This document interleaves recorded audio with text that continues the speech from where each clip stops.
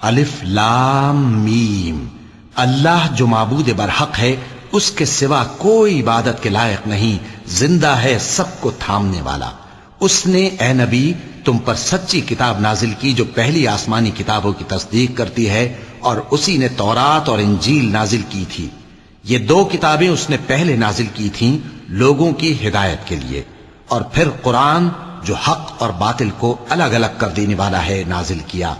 جو لوگ اللہ کی آیتوں کا انکار کرتے ہیں ان کو سخت عذاب ہوگا، اور اللہ زبردست ہے، بدلہ لینے والا ہے۔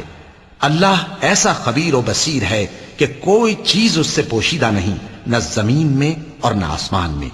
وہی تو ہے جو ماں کے پیٹ میں جیسی چاہتا ہے تمہاری صورتیں بناتا ہے، اس غالب حکمت والے کے سوا کوئی عبادت کے لائق نہیں۔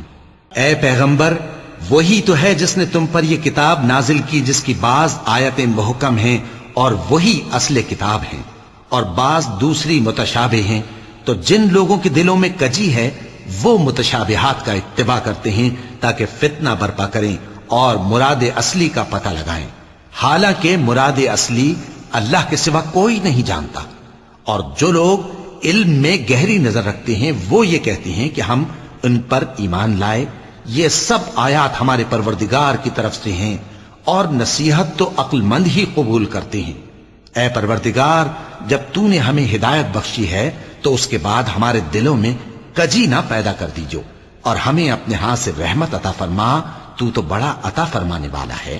اے پروردگار، تو اس روز جس کے آنے میں کچھ بھی شک نہیں سب لوگوں کو اپنے حضور میں جمع کر لے گا، بے شک اللہ خلاف وعدہ نہیں کرتا۔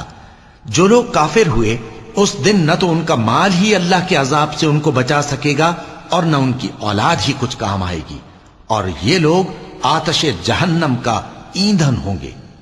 ان کا حال بھی فرعونیوں اور ان سے پہلے لوگوں کا سا ہوگا جنہوں نے ہماری آیتوں کی تکذیب کی تھی، تو اللہ نے ان کو ان کے گناہوں کے سبب عذاب میں پکڑ لیا تھا، اور اللہ سخت عذاب کرنے والا ہے۔